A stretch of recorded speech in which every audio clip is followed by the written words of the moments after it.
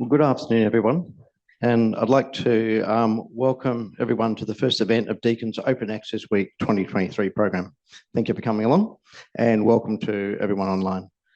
Open Access Week is an important part of the academic calendar and a chance for us to critically reflect on the state of open publishing and current issues in scholarly communication. In my capacity as a researcher and also as chair of the Research and Research Training Committee, which is responsible to Academic Board for Research Governance, expanding access to university research is becoming increasingly important, but there are also challenges in terms of rising publication costs for researchers. The Open Access Week seeks to create an opportunity to connect, raise awareness, and take action around the importance of community control of knowledge sharing systems. I want to highlight that word community. In our Deakin 2030 Ideas to Impact Strategic Plan, Deakin aims to create a catalyst for positive change for the individuals and communities we serve. Openness enables transparency, trust, engagement, and support from the communities we serve, which is critical to achieving our mission. Openness is also at the core of academia.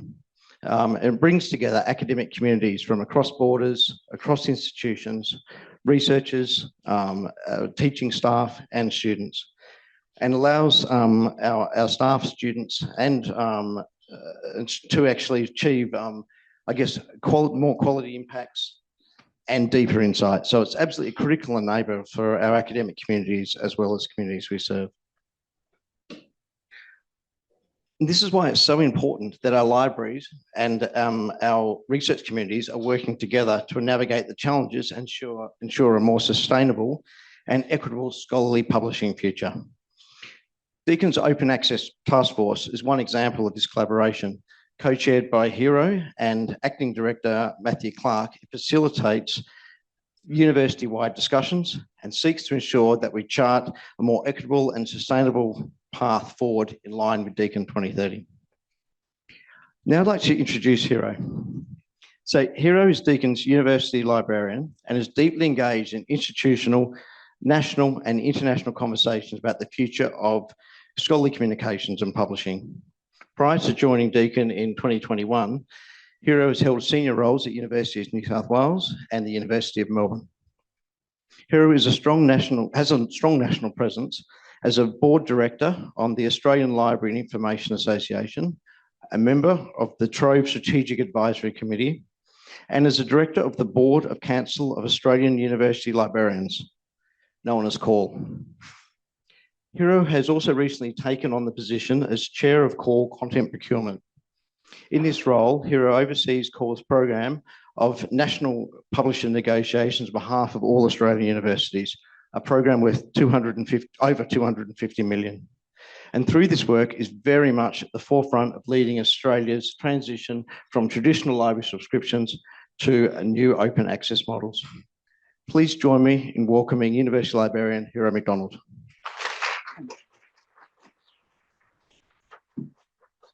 Thank you very much, Doug. And can I just check that this mic is working? Okay, thank you very much. Look, Doug, thank you for those opening comments. I think as you and I have reflected a number of times, the challenges that we face in scholarly communication and publishing, are not library issues to solve.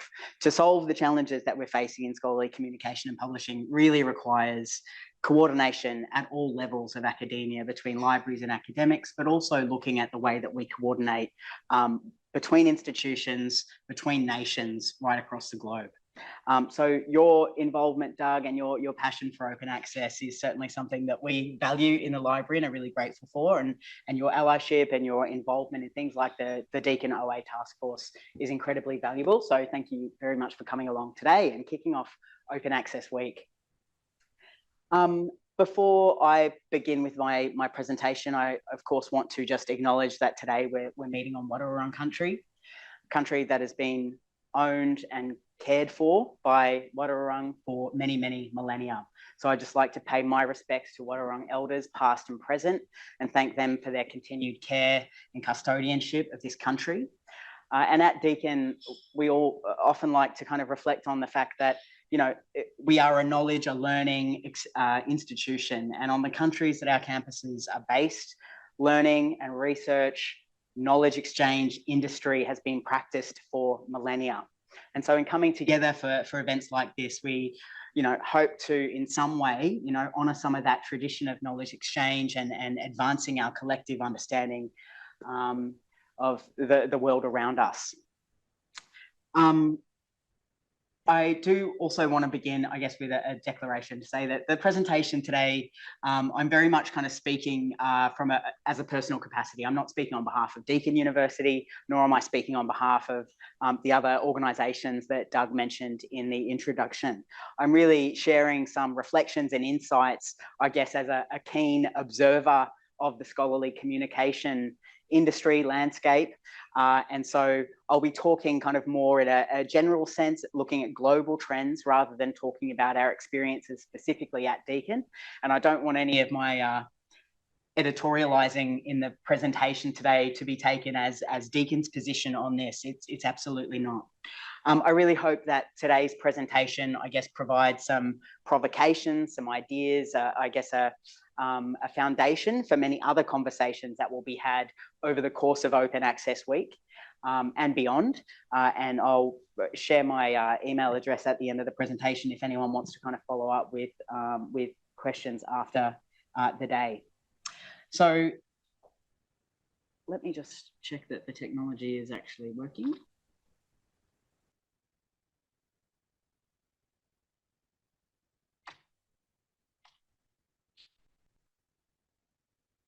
Just trying to move the slides along unsuccessfully, but that's okay. Thankfully, we have the IT guru here to help us. So look, as many colleagues in the room will be very, very aware, there's been sort of global momentum around open access for several decades now. And very much the open access movement sort of arose out of the emergence of the internet. And so it was, thank you, perfect. What happened? Okay, well, anyway, we have traction, thank you. And so it was at that time that we sort of had the emergence of the internet, which, promised many, many things. But one of the biggest things that it promised was, opening up and freeing of the world's information. At the same time as we sort of all collectively navigated this transition from a very print-based paradigm to a digital one, we actually saw during that time what was arguably quite a paradoxical hyperinflation of journal prices, as instead of paying for one thing, the print journal, we started paying for two things, the print and the digital. And then since that time, we've just seen the costs of scholarly communication rising pretty astronomically. In 2001, a bunch of scholars, researchers, librarians, publishers, university leaders got together at a meeting in Budapest, and they started what was called the Budapest Open Access Initiative. And they essentially signed up to a declaration that really kind of positioned where we wanted to go as a community in terms of opening up access to the world's scholarly information. And it begins, and I will read it because it's, I think it's quite sort of a powerful signal of intent. It said, an old tradition and a new technology have converged to make possible an unprecedented public good. The old tradition is the willingness of scientists and scholars to publish the fruits of their research in scholarly journals without payment for the sake of inquiry and knowledge.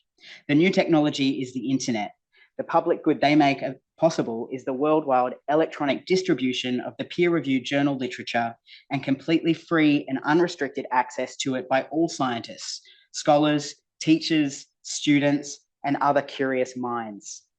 Removing access barriers to this literature will accelerate research, enrich education, share the learning of the rich with the poor and the poor with the rich. It will make this literature as useful as it can be and lay the foundation for uniting humanity in a common intellectual conversation and quest for knowledge.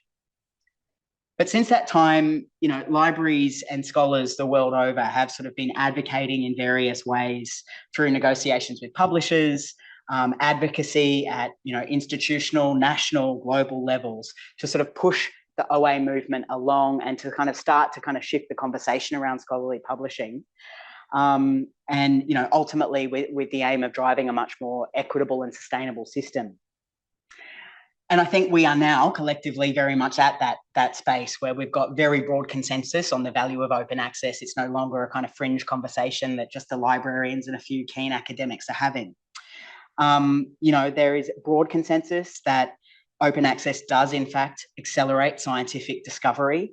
And we've had lots of examples of that, but the COVID-19 pandemic was a, you know, if we can say it was a beautiful example of anything, it was a beautiful example of the value of open access and the role that opening up access to data and publications can have for the acceleration of discovery. We know that open access and a more transparent and open system enhances research integrity. And we know that, of course, it mitigates so many of those serious inequities in readership that a closed access model has created. We've also seen that with expanding access to scholarly literature, it opens up readership, which is important for our academics because, as you know, as Doug reflected on, the very remit of universities is to ensure that their work has impact on the communities that we serve. So by expanding readership to policymakers, practitioners, students, we enhance the value of our collective efforts. And, you know, that's good for research and it's good for researchers. So in line with this, I guess now very sort of well-established consensus that it is important and valuable to put public good, as in the research, into public hands. You know, we've seen most major publishers, if not all now, have some degree of open access mandate or policy to say that, you know, public fee funded research should in fact be published openly. And over the last 4 to 5 years, we've seen a real acceleration in that space, led very much by Coalition S and the Plan S movement over in Europe. As a consequence, we're starting to see publishers very rapidly shift their models from closed to open, you know, and creating a whole range of new revenue streams along the way. And we're seeing many, many journals, you know, flipping from closed to open as well. Libraries, both within Australia and internationally, have been negotiating a range of new subscription deals that, you know, change obviously the kind of traditional pay to read subscription to what they call read and publish agreements or transformative deals. So there's been lots of activity and it's very much a landscape in space.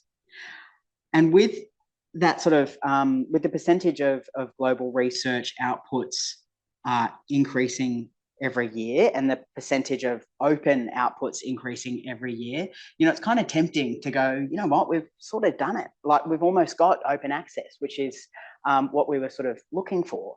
And in a sense, yes, a lot of that access issue has sort of been solved or is in the process of being solved. But, you know, the open access movement, when you reflect back on the intent of this original declaration, it was always about more than just access. You know, it was about how do we create a more sustainable and equitable, affordable system for the academic community. And I think that's where, you know, really, when we look at the current landscape, none of those other aspirations have been solved. And that is the challenge before us today. So we're now kind of in this situation where we've got the cost of reading and the cost of publishing, both of which are increasing year on year. We've also got a situation where the profit margins of many of our commercial publishers, you know, are some of the highest in the world. So by embracing and enabling this move to pay to publish, to take hold, I guess, in the sort of the dominant approach of the industry, I think we've done not enough or perhaps even nothing to address the fundamental issues around affordability and sustainability and value for money for the public. So new pay to publish models, I think, pose a range of new challenges for institutions, not least the fact that as academics publish more or as institutions grow, you know, the cost associated with open access publishing will grow without change to the current model.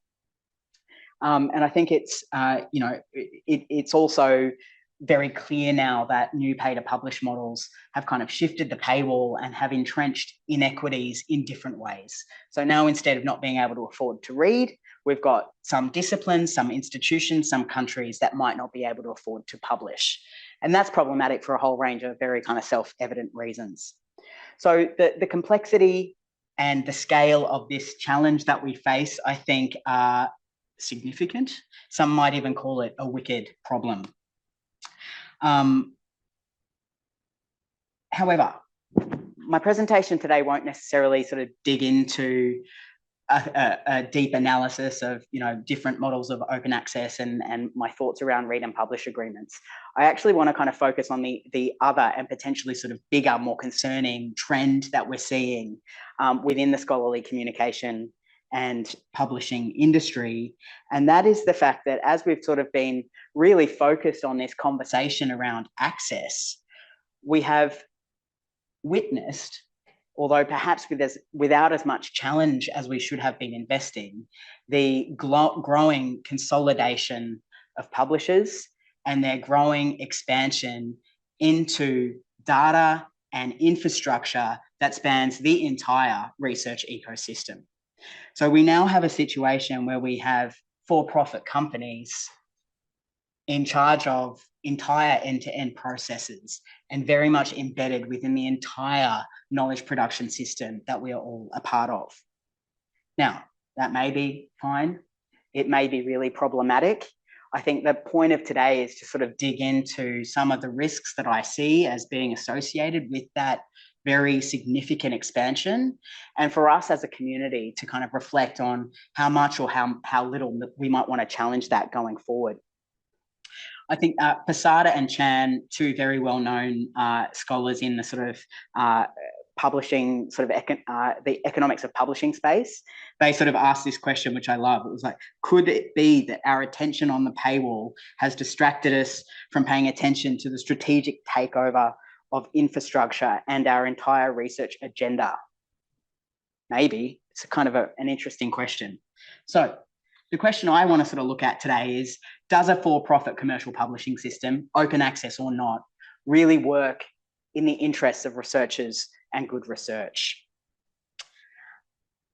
This week's theme, as we've talked about, is all about sort of community over commercialization. So I think this is really the sort of question that I hope we spend some time digging into.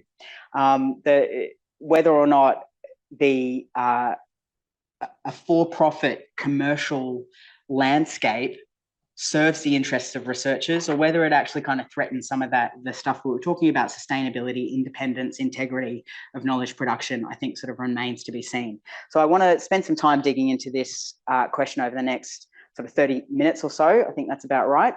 And look at some of the broad trends that we're seeing around the publishing industry and the expansion of publishers into, as I said, other areas like data, analytics, and infrastructure, and to sort of, I guess, provide some observations on how that's been really leveraged to sort of drive further profit and entrench their control over scholarly communication and publishing.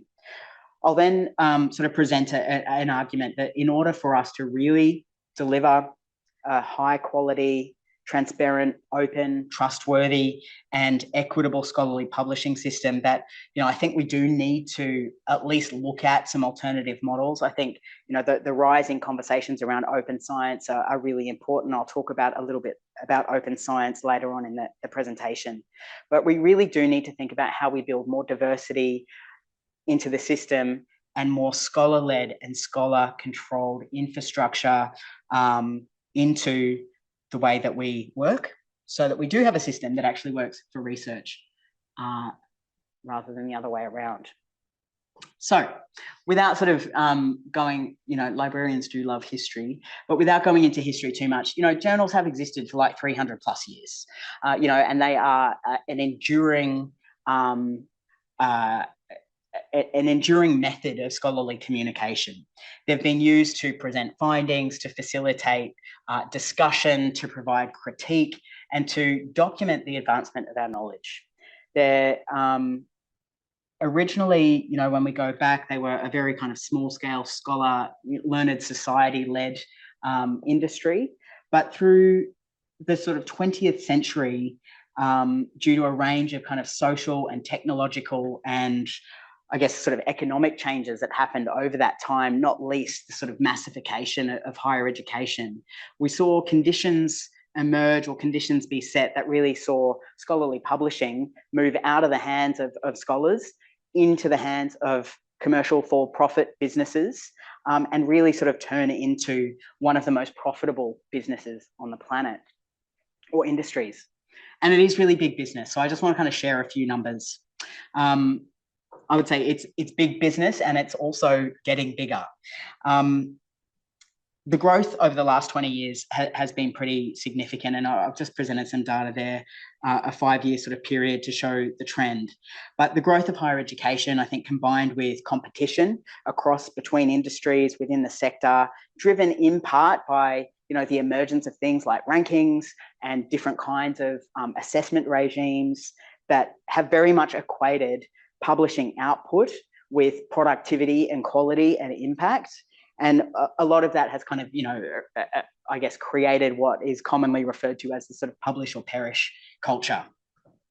So it's against that backdrop that we've seen the number of journal titles increase year on year, as well as the total output of journal articles. And so we're now at a point where we're getting over 5 million journal articles published per year, which is kind of mind-boggling. Over the last 10 years, publishing output has grown by nearly 30%, and it's growing at a rate of around sort of 2% every year. So I think there are lots of questions for us to ask, and we don't have time to sort of dig into them today, but there are lots of questions about whether more is actually better. I think there are a number of scholars who've sort of, been investigating this question.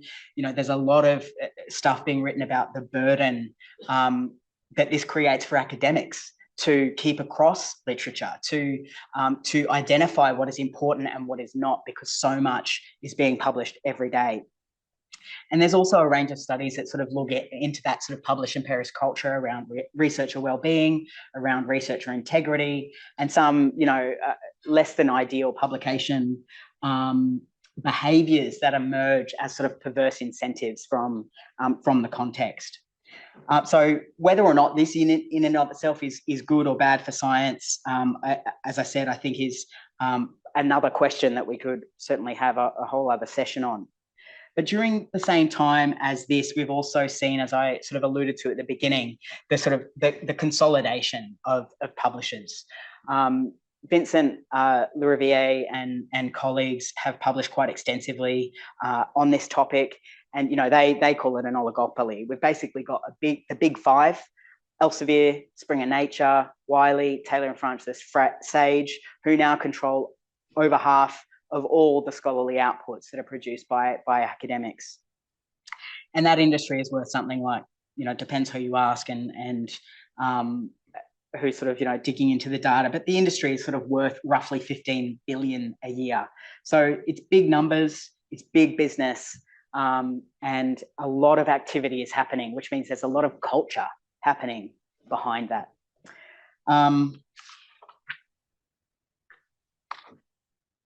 And aside from the scale, the data is also certainly clear that it's a hugely profitable industry.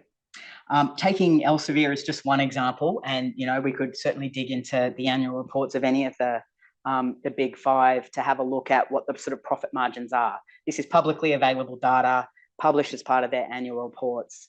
That over the last few years, we've seen basically their kind of revenue adjusted for Australian dollars sitting around the sort of five or so billion, and we've got about nearly 2 billion worth of profit. Looking across the top five publishers, and it is kind of challenging, and scholars have reflected on the difficulty of really kind of getting an accurate read on what the profit is for the journal part of businesses, because they are big and complicated. But, a few scholars have estimated that in the science and technology publishing divisions of some of these, the profits could be as high as 50%. So it is big business, but really big profits, bigger than we see in most of the other listed companies in the stock exchange. It's bigger than JP Morgan, than Pfizer, than Google. It's big business. And I think given that universities are the primary producers of the fundamental value that drives this profit, and also the primary consumers of the product that is sold, we've got to be asking whether this is good value for public money. And I think this needs to bother all of us. But anyway, I will go on to come with me on this journey. So look, the next part, I just want to kind of dig into three things that I think we do need to sort of be aware of and interrogate further. One is the sort of this notion of the fundamental business model. And a few scholars have described it, potentially controversially, but I think there's lots of evidence to sort of to back it up as a rent-seeking sort of business model. Then I want to talk in a little bit more depth about consolidation, platformization, and the vertical integration that we're seeing with these businesses across our ecosystems. And then sort of talk, I guess, share some ideas, concerns, risks around how that may or may not be distorting research culture and impact us all. So rent-seeking. As I said at the beginning, the origins of the open access movement started because it was very clear that the cost of production of scholarly journals should theoretically radically decrease as a result of the emergence of the internet, and obviously make knowledge more accessible and cheap. But obviously, as I said at the beginning, since that time, we've seen the opposite happen. So Posada and Chan, the academics I referenced earlier, they've written a number of papers on sort of economics of publishing. And as I said, they very much sort of critique this as being a sort of industry of rent relations or rent seeking. Now, rent seeking is an economic concept that occurs when an entity gains value or profit from an asset as a result of their ownership of that asset without making any significant contribution to its production, or by extracting value or wealth from others without actually creating value themselves along the way. Essentially, it involves seeking to increase one's shares of wealth without necessarily adding much to the process. Or certainly not adding as much to the process as would be commensurate with the profit that they are deriving. Now, I don't want that to be taken as me saying publishers aren't adding any value. Of course, they add value to the process. There are many steps along the way that publishers provide really important support through infrastructure, advice, and expertise. But when you look at the scale of the profits and the differential between what we see as being the true cost to publish and the value that is extracted from it, there's a significant imbalance there. And I think, that the observation that it could be characterized as rent-seeking, I will leave it to the audience to decide whether or not you agree with that. I sort of don't need to tell colleagues here today, exactly digging into that whole business model, but very briefly, just to recap for posterity, we have academics, researchers who are typically publicly funded, doing research, writing papers. Those papers are then handed over to publishers for free. That is the asset through which most of this value and profit is derived. At that time, they hand over copyright and essentially, their rights to the publisher. And now that article, that artifact, that asset is owned. Throughout the process and the life of that asset, it goes through a peer review process, which is done by academics, again, for free. It is reviewed by editorial boards who often work for free or may be given a small stipend by a publisher, but still, quite negligible in the scheme of things. And then publishers obviously sell that product back to universities at a very hefty margin. So they sell it back for researchers to read the thing that they wrote, and they get a profit for it. In a pay-to-publish model, it's essentially the same thing, but of course we give money out at a different point in the process. I mean, I don't really know what else to say about it. That's the model. Fascinating.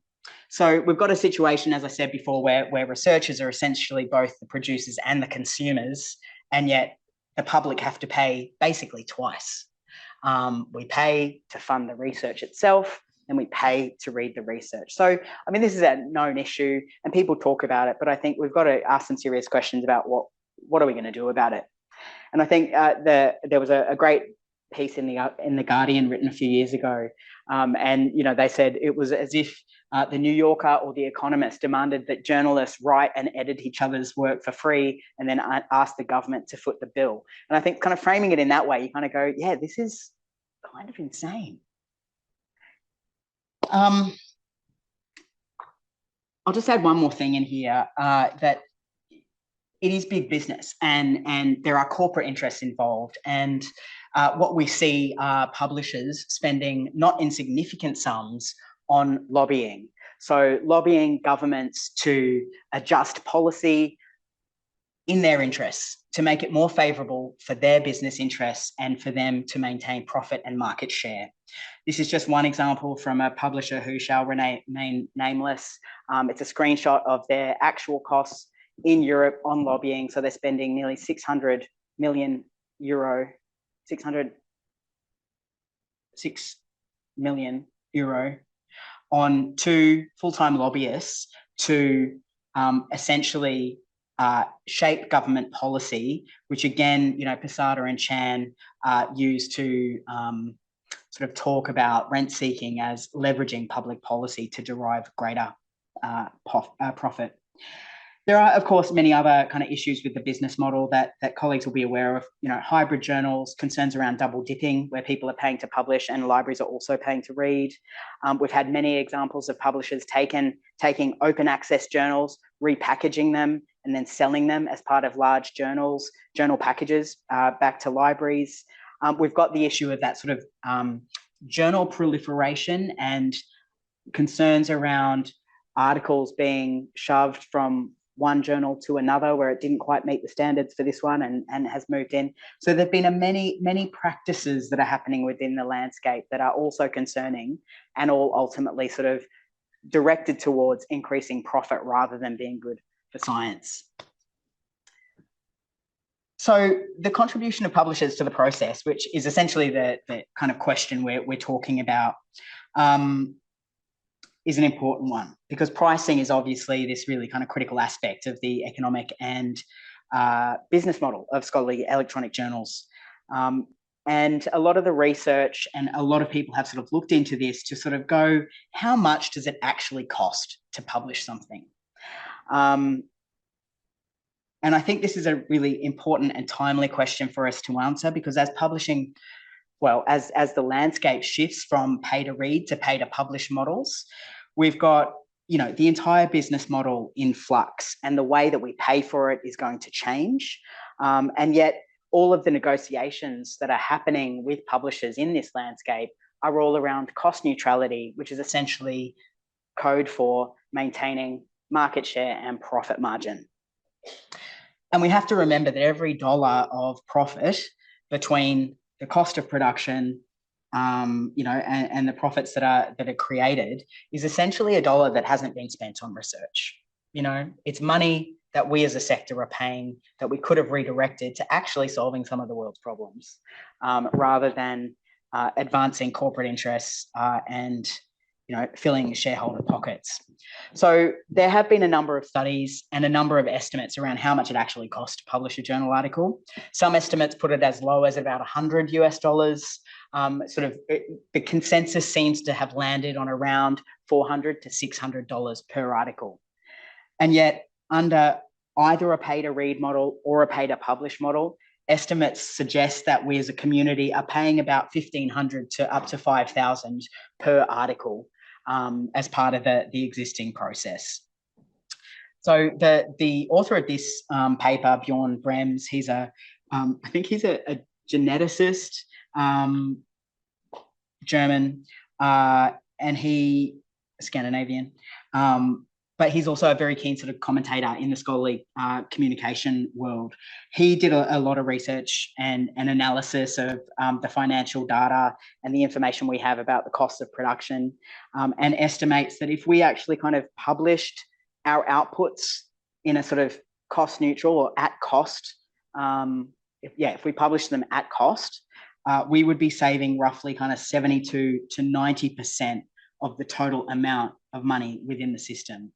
So huge numbers, and you can imagine the incredible injection of energy and capacity that would kind of contribute to the university sector should we be able to redirect it to research rather than publishing. So I think that's a sort of a long way of saying that I think we really do have to look at that gap. We have to look at what publishers are charging, and we have to ask, just from an economic perspective, whether or not we need to be thinking about how we can get better, closer alignment between the true cost of production and the amount of money that we pay to the sector. So a few things have sort of contributed to this. And so let me just talk now briefly about the platformization of scholarly information.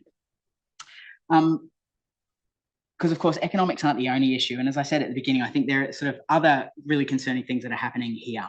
So the acquisition and merger strategies of the big five have seen them not only aggressively sort of buying up other content, other publishers, but as I said at the beginning, they're increasingly moving into buying up analytics companies and other companies that support different parts of the research lifecycle and ecosystem. It can be viewed as a very deliberate attempt by publishers to gain control over an end-to-end process, the knowledge production chain.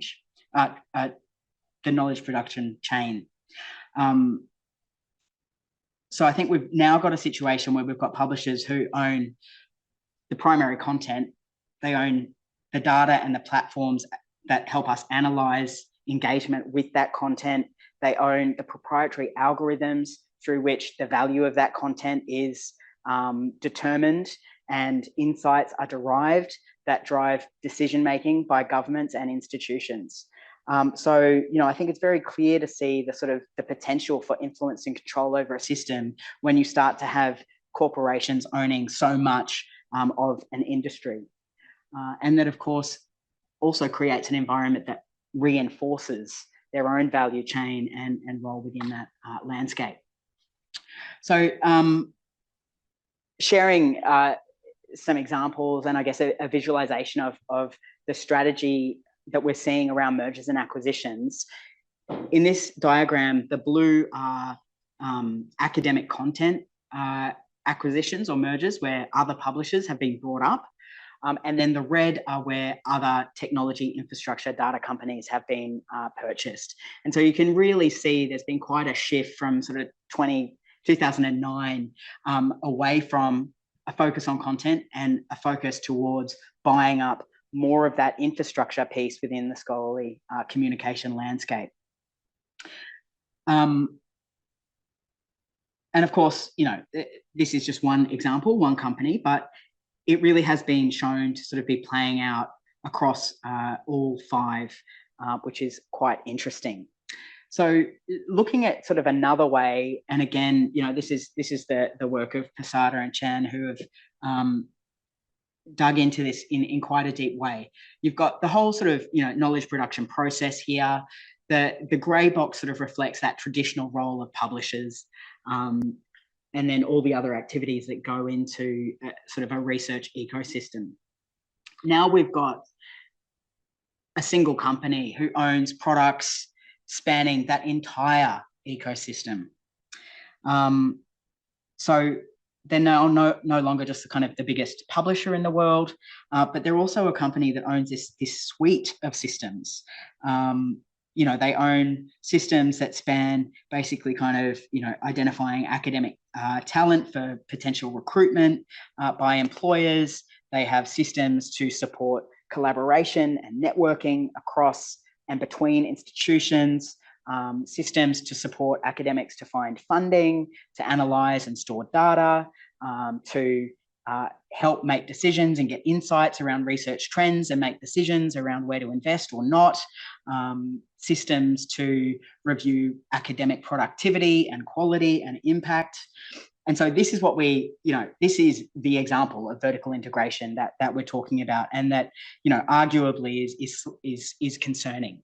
Vertical integration, when we think about it in a digital sense, is really talking about when you have a single company that buys up an entire workflow from, the upstream essential suppliers right through to sort of downstream users and consumers of information.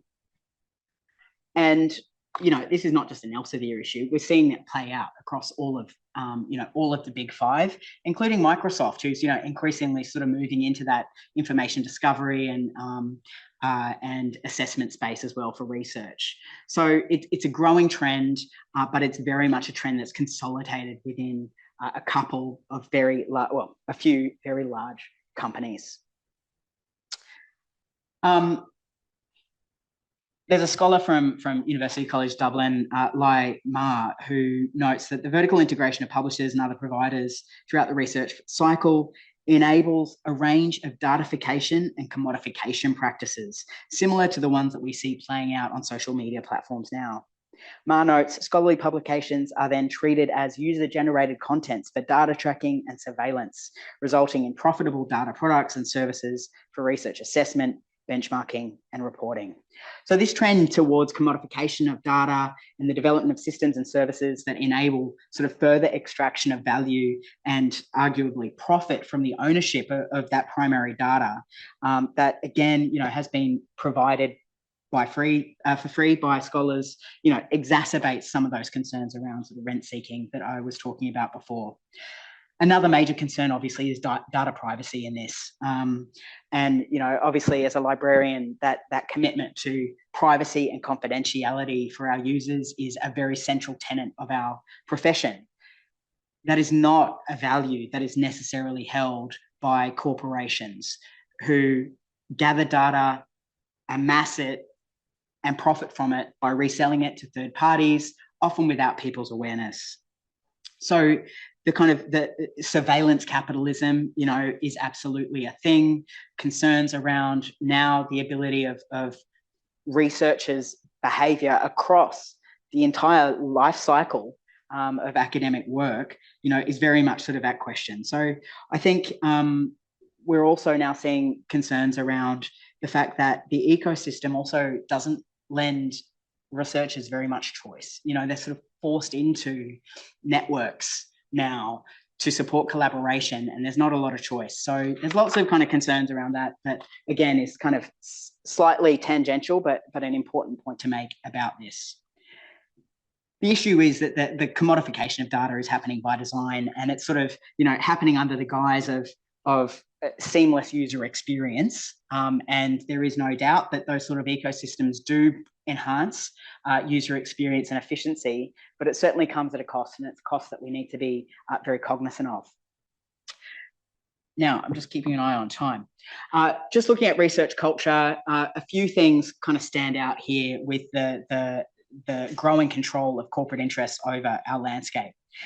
The obvious starting point is the sort of potential conflict of interest that businesses are tied to the dissemination of scientific knowledge through journal publishing, but then also are in control of the systems and metrics by which all knowledge is evaluated.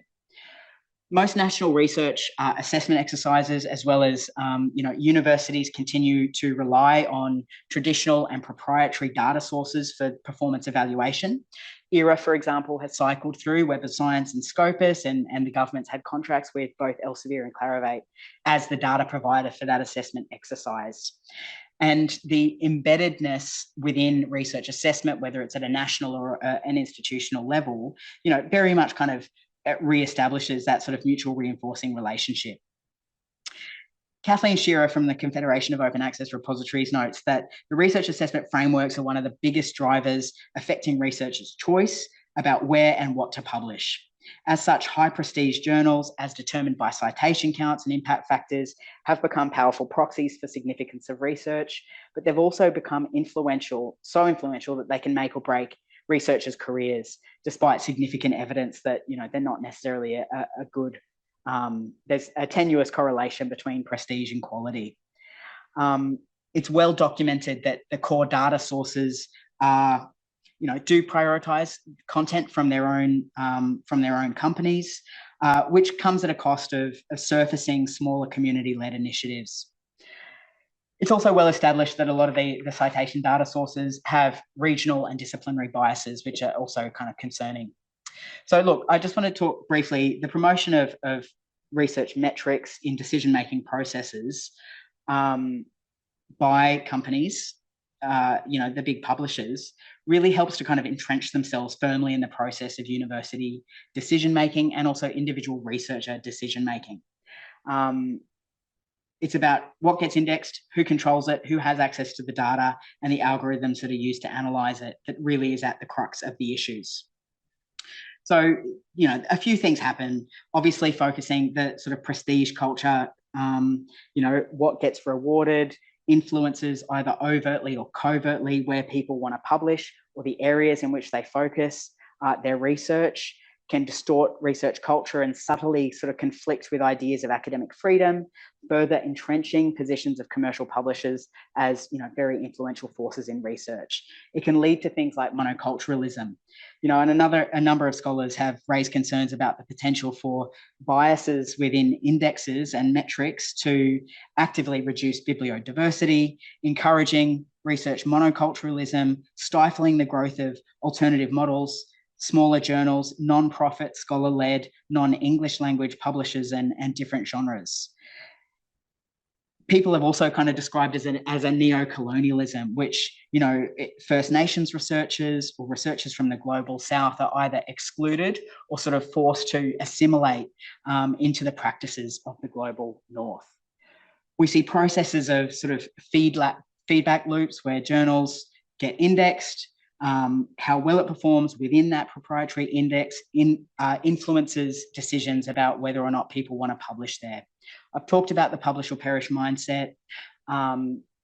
Selective publishing talks kind of specifically about the fact that the pressure to get citations or publish in high impact journals can sort of deter researchers from pursuing or publishing replication studies or negative results or research on sort of less trendy topics. So this helps potentially skews the scientific record.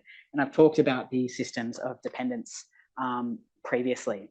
So now I'm just going to very quickly, I think I've got 3 slides left. We've got a number of examples of resistance that have happened across the globe.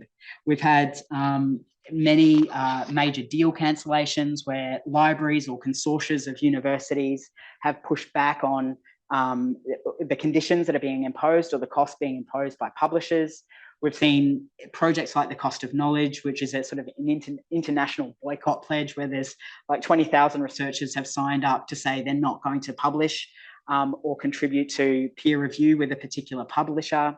We've seen mass defections of editorial boards, a number of very high-profile ones recently, where people are so concerned about the practices of commercial publishers and the increasing costs and unsustainability that they're stepping away and moving to the creation of new Diamond OA journals. We've seen accusations of anti-competitive practice. And of course, we've had so many examples of community-led open infrastructure around the world that seek to provide alternatives and create more diversity within the system. I think this is my second last slide. So look, aside from sort of activism, we're also seeing very much growing momentum for structural change globally. We've got UNESCO recommendations on open science. Last year, UNESCO released a fantastic framework that very much kind of positions open science as being sort of the answer to this problem. Talking about the role of open science as fostering sustainable and inclusive economic growth and development, bringing with it the full benefit of innovation. And when they talk about open science in this context, they're talking about changing policy to support open science, investing in open infrastructure, investing in capability building to support open science, which includes publishing data, systems code, fostering cultures of open science, aligning incentives to support open science, and looking at how we can embed open approaches throughout the entire ecosystem. And there have been a number of other really important statements. The key thing here that I think that the statements are very much all pointing to the same thing, that we actually need to invest in the creation of a non-for-profit, open access, multi-format research ecosystem that really does support academic freedom, research integrity, and excellence, as well as accessibility, reusability, and affordability across the system. So I think we're starting to see big policy shifts occurring globally, which is, I think a very heartening trend. The question is, what do we do now?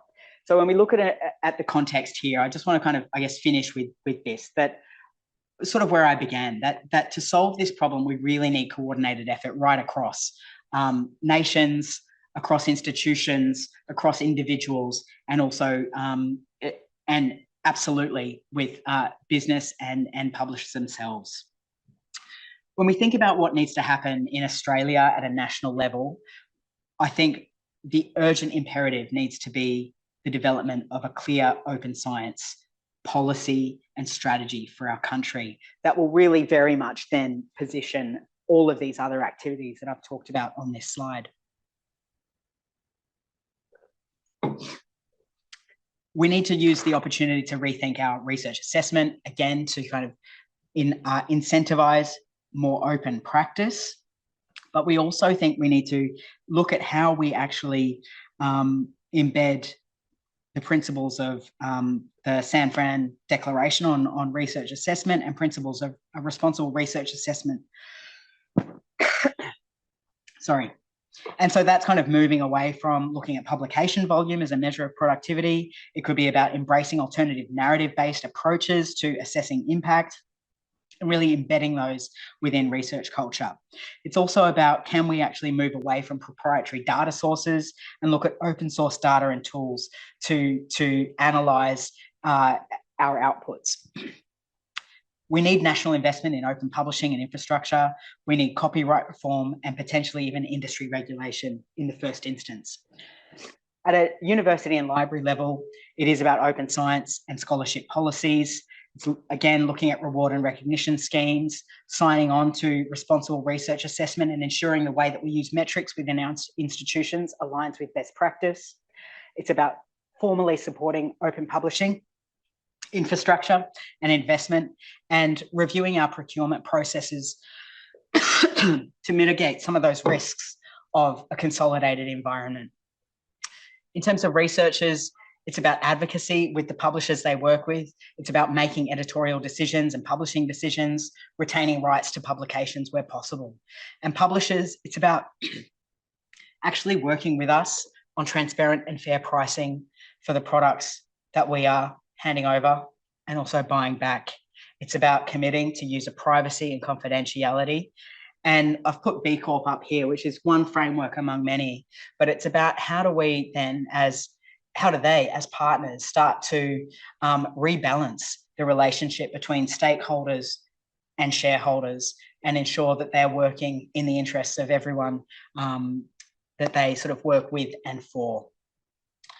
So I've sort of cut that relatively short, partly because I'm losing my voice, but partly because I obviously have spent too much time at the earlier part of the presentation.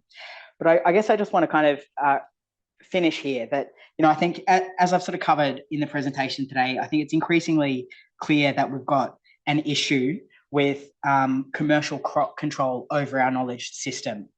It is a wicked problem. It speaks to the heart of academia. It speaks to research culture, which is not a quick thing to move.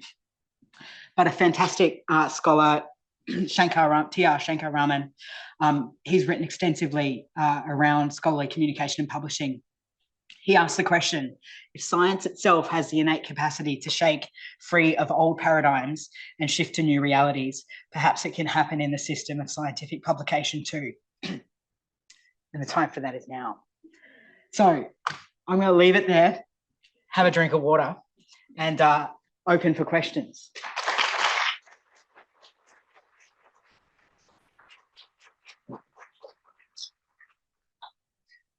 Thank you very much, Hero, for a very interesting and I think for me eye-opening presentation. Thank you for sharing the I guess some of the trends, the emerging risks, and I liked at the end the call to arms. I'd like to. We've got the time for a few questions, so I'd like to open the floor for any questions, including online. So if you're online. Hero, you talked about some of the international initiatives that are occurring, and I guess I was just interested in terms of the work nationally that we're seeing with the models that have been sort of interrogated by Dr. Kathy Foley, the Chief Scientist for an open access strategy.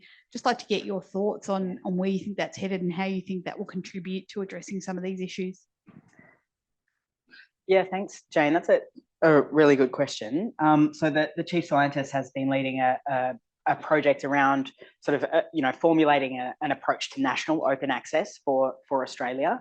Now, the final sort of outcome of that project hasn't yet been shared publicly or shared with government, but some early sort of drafts of the broad proposal have been shared publicly through the Chief Scientist's office. Essentially, that the approach being put forward will be a national license agreement negotiated between Australia and publishers to provide free read access to the world's corpus of scholarly material. Absolutely, as I have said in a number of forums, applaud the intent to make published research available openly to Australia as a community and put it in the hands of practitioners and students and policymakers. But that really re-entrenches the current system, and it doesn't do anything to kind of solve the issues of affordability. I haven't seen the financial modelling of that proposal. I suspect I don't want to, because I know how much we pay as a sector, and if you're sort of talking about expanding access then out to the 26 million or whatever people we've got in the country, I suspect it would be quite a hefty bill.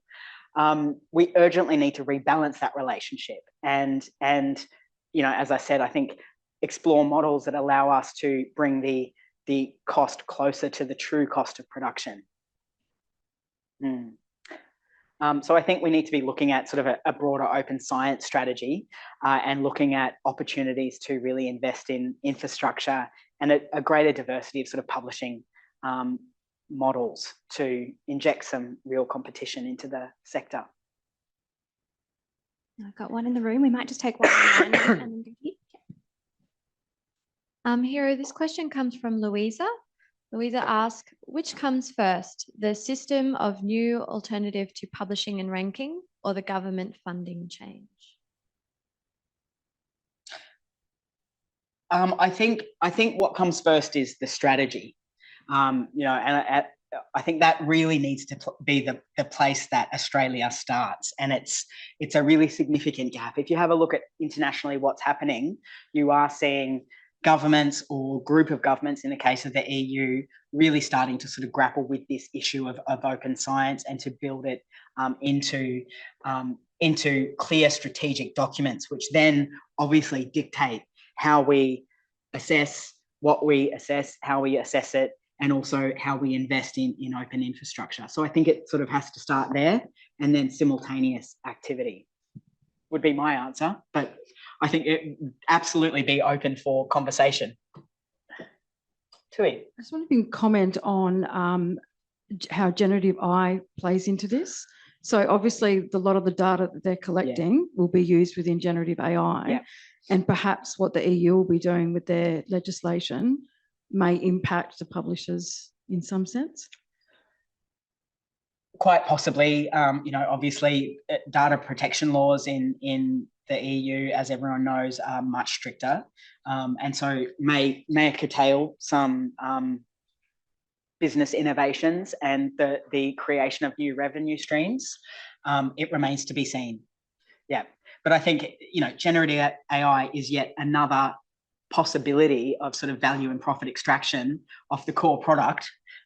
So the issue is the same for us, and we'll be asked to pay even more to buy those products.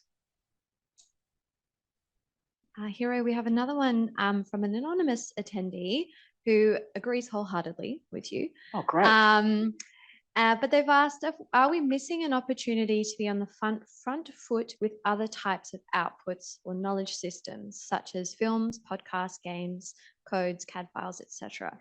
The read and publish agreements are great, but they really work for the disciplines that produce traditional research outputs. Do we need to be looking sideways? Yeah. Oh, look, there is absolutely no question. And I think, you know, a big concern and sort of I guess, documented risk of the current system is that because of the way the market is structured, the disproportionate investment is kind of funneled towards those sort of traditional research outputs, which then does actually kind of create pressure on and limit bibliodiversity right across the spectrum. But I think that part of that question is also kind of speaks to the issue of we need to kind of move beyond talking about open access now. We need to be talking about open scholarship, open science, which is often used, you know, interchangeably. I think people who talk about open science feel like we're not talking just about science. It sort of, you know, is meant to be an inclusive term.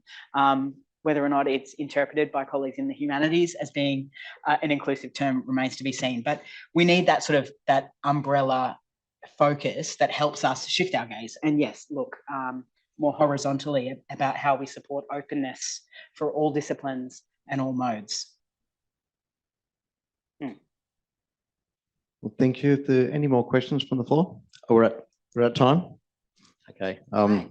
Last very quick one.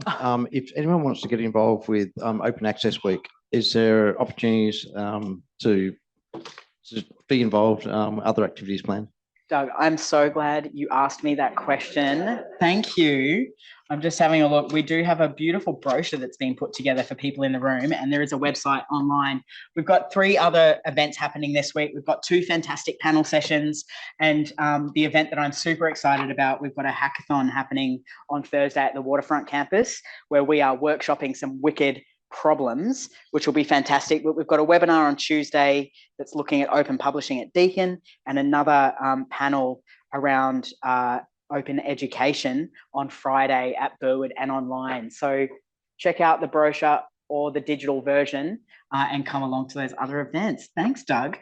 Thanks, Sarah. Just lastly, I'd just like to say thank you for sharing your insights and your leadership in this space, and thank you to the library for driving these very important activities that are happening. I guess, as you said, it's critical in terms of finding a sustainable, equitable and affordable system. So thank you. Thank you, Doug.